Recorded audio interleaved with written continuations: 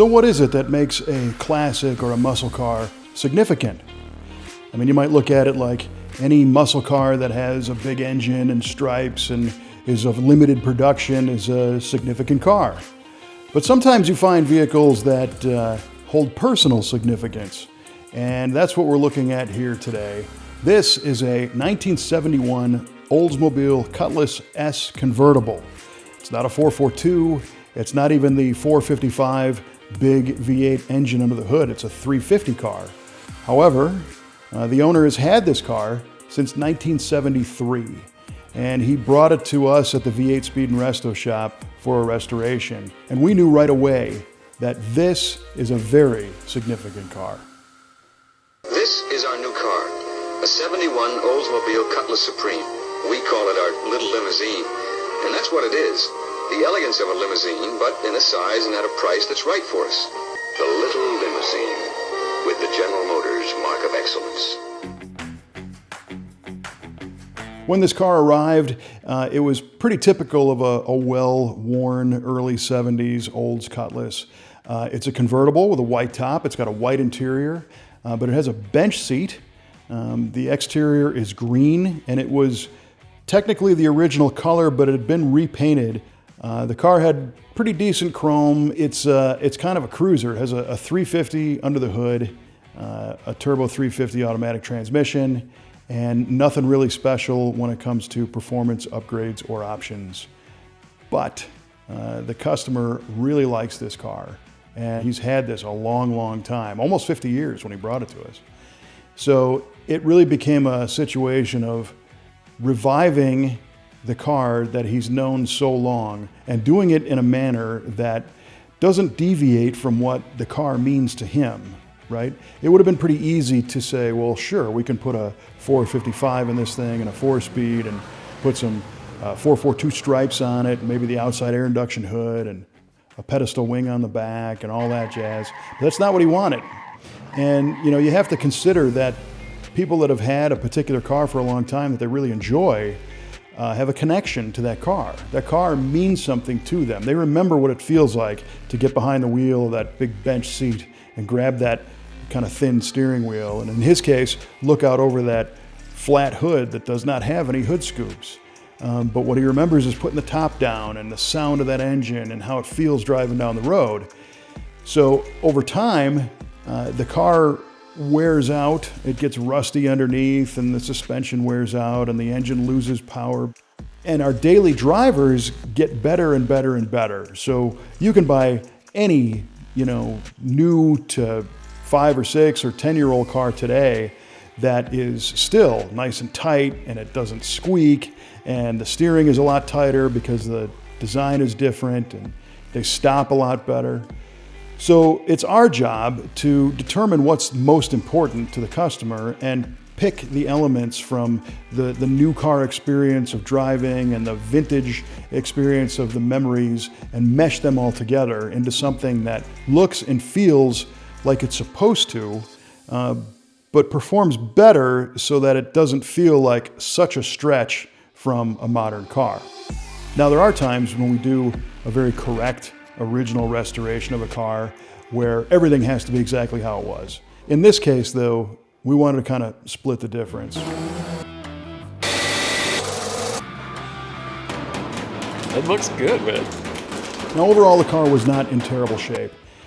There were a couple of pinholes in the floor. There was a few little pieces in the dash, a little mark in the trunk floor, and just a little bit of repair work that had to be done. But we weren't replacing entire floors on this car. We weren't replacing entire quarter panels.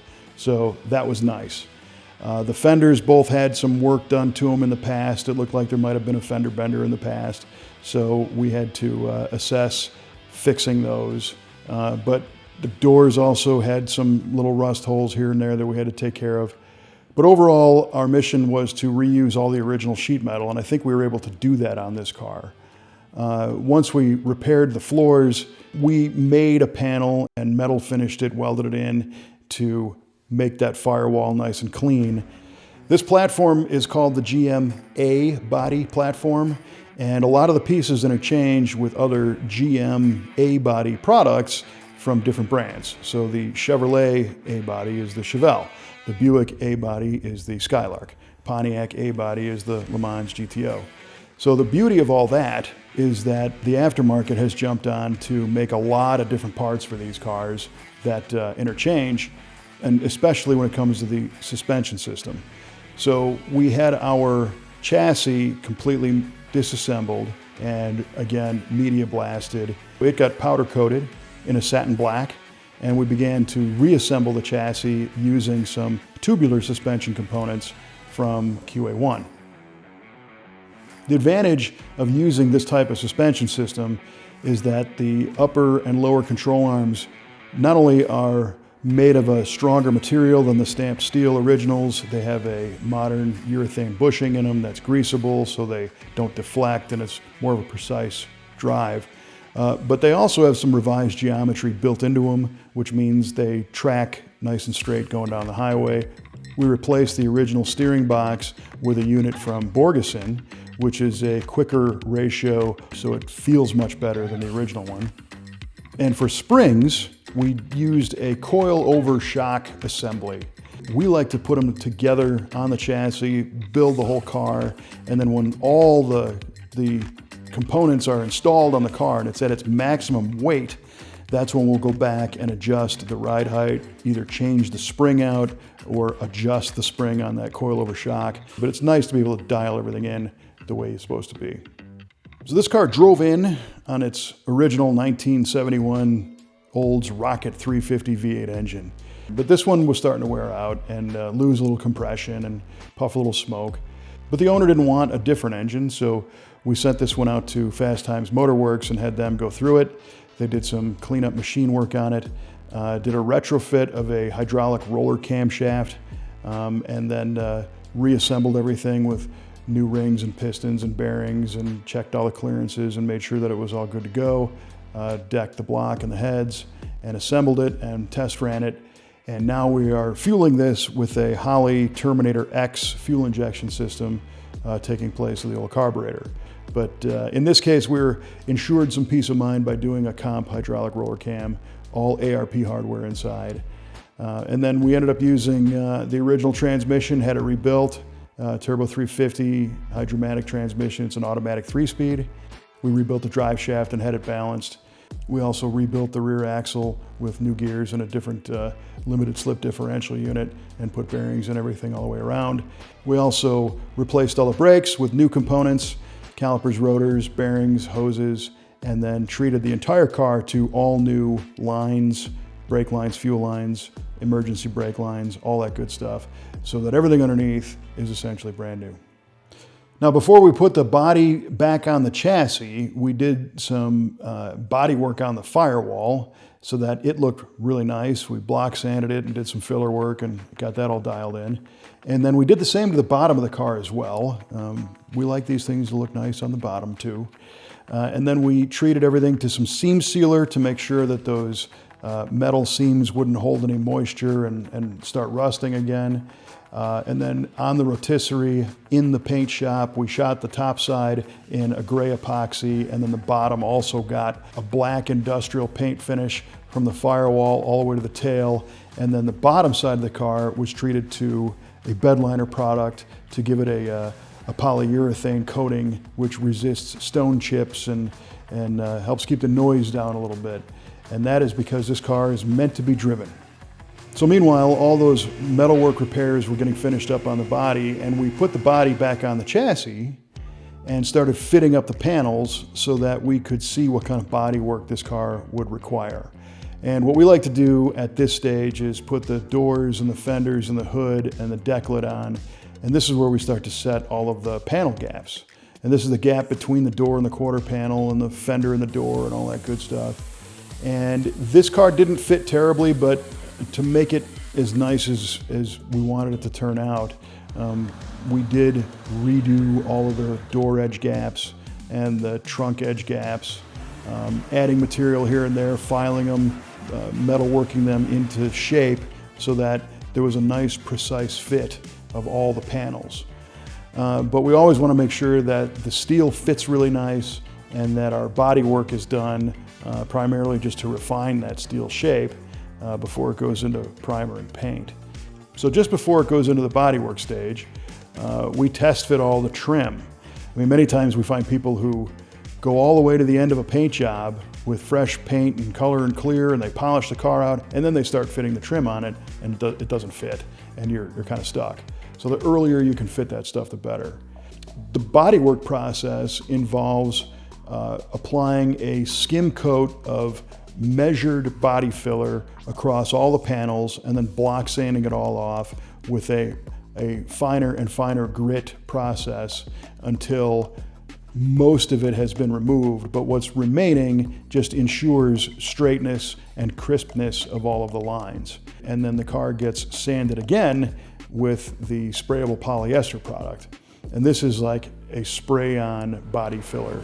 Block sanding a car like this by hand takes some time, but it's the best way to make sure that all of the high and low spots are worked out, and it fills all those little sanding scratches that might exist from the previous round of body filler sanding. This car is going to be repainted in its original green color, maybe with a little trick or two. We'll have to see. Now the color on this car is 1971 lime green. It's an unusual color. I think it's a 1971 only. And the recipe to recreate this is not easy to find. There was no formula, so we had to make it ourselves. As close as we could get it. Our painter Jeff ended up brewing up a couple different variants and spraying out different spray out cards that we could look and compare to the original color and also to the taste of the owner, right? So I think the winner was based very much on that original color, but it has a little bit of gold in it and a little more pearl than it had when it was new. And when that gets covered with the clear, it just becomes super deep and a really neat color. So the first parts of the car to get color were the door jambs and the trunk jambs, and then the cowl area. And this was done so that these could be colored and cleared, and then we could start to put the body panels on to do the outside. Meanwhile, the body panels themselves got paint on the back sides and on the insides. So once all of those were in the green and in the clear and looking really sharp, we got really excited to see what this car was going to look like once the whole outside was the same color. We put all the sheet metal back on this car and did a final wet sand and masking and cleaning and all the work that's required to prepare it for a show car high quality paint job. By painting it together, we were guaranteed that all of the panels would match from panel to panel as far as their color, but also their metallic pattern. Now, Jeff is also very capable and has painted cars like this apart with no problem. But if you don't have to take that risk, why do it?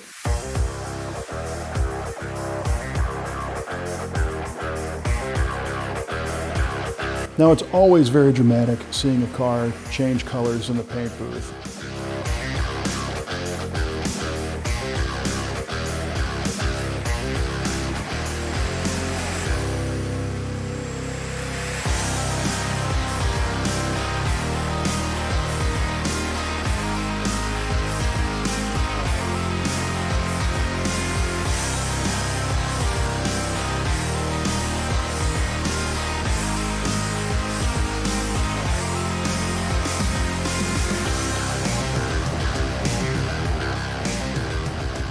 After all the coats of green were sprayed and the clear was added, this car just looked amazing.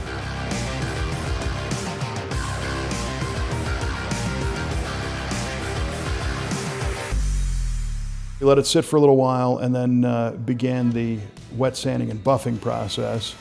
And I think today we'll go 1,000 grit, 1,500, 2,000, I think we'll go up to 5,000 grit. And then we'll break out the polish compound and buff and polish the clear as well, which really makes it come to life.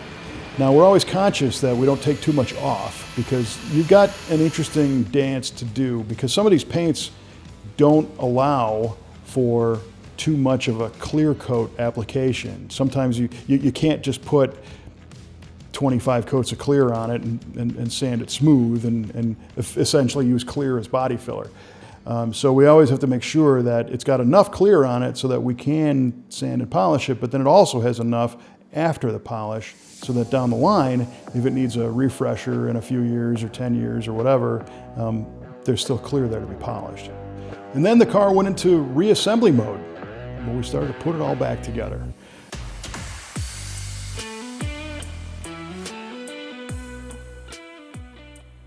So the original seats were disassembled all the way down to the frames.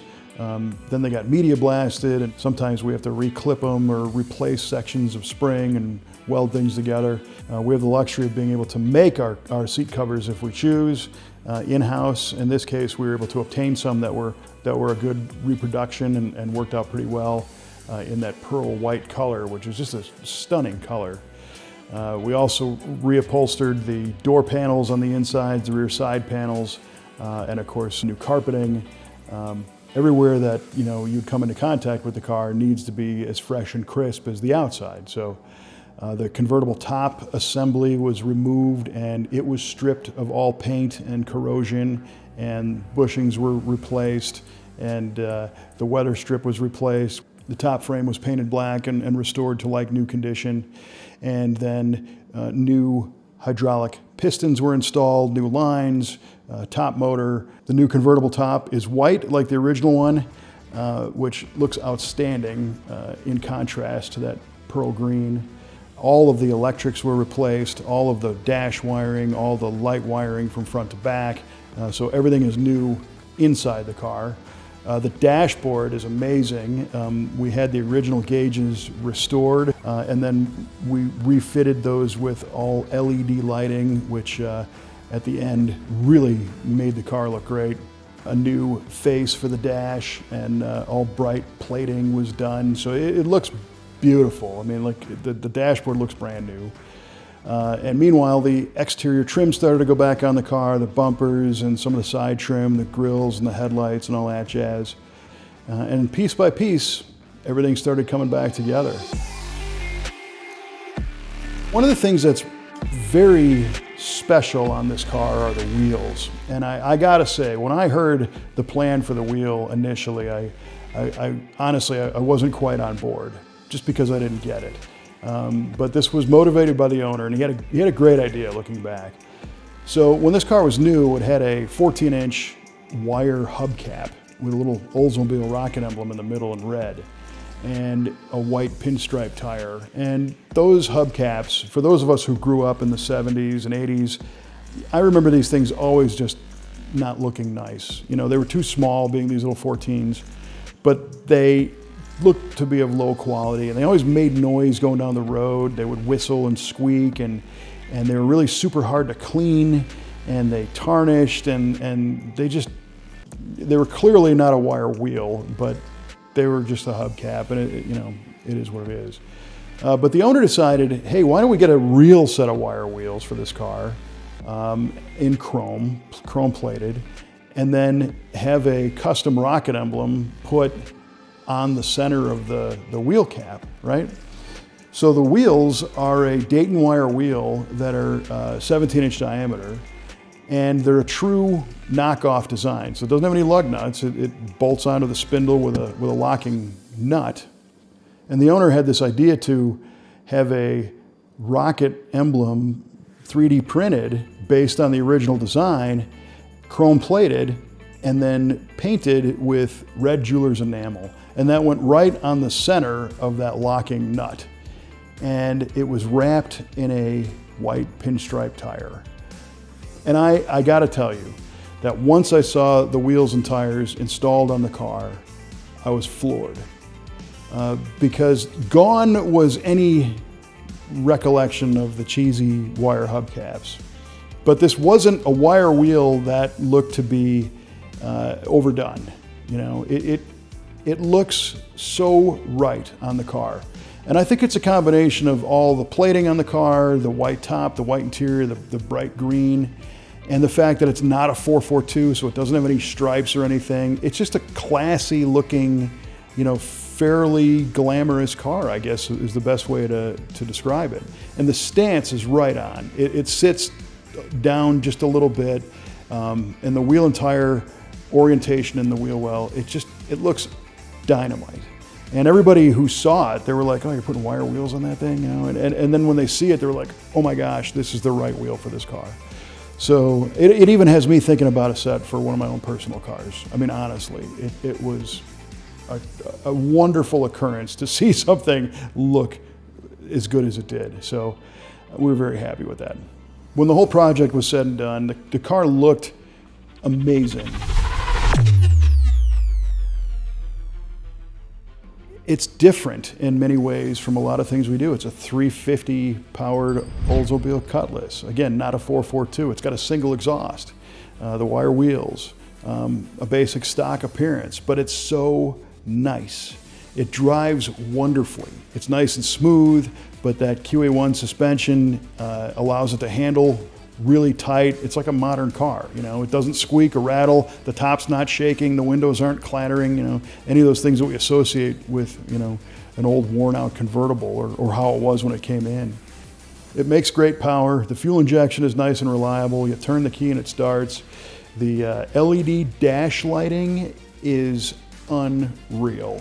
It is such a simple thing, but when you have gauges that are fresh and crisp and the lenses aren't all cloudy and the numbers aren't all gummed up, and to light them up with that LED, I stared at it for about an hour. I mean, I darn near killed the battery just looking at the dash lights. It's amazing. So you have all these little experiences with this car that make you smile. You know, you approach it and you see this green and the sun. It's like, wow. And then you see the wheels and you're like, yeah, right on. And then you get in, it's comfortable, and the wheel feels good, and the dash looks great, and you turn those headlights on and the gauges come to life, and you turn the key and it just lights right off, and it drives so nice. It's a home run. It just makes you smile. And for me, I'm not the guy that's owned this thing for 50 years, but I'm super attached to it now. You know, I can't even imagine, you know, how much he likes it.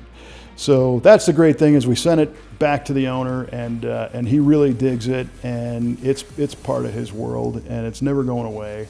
And we were just super honored to be the ones to bring it, not only bring it back around, but bring it to another level, but kind of a different level than where a lot of cars go. You know, the urge to really modify it was resisted, and instead that energy went into making everything that it needs to have, it's got, and it's all done to a top level degree.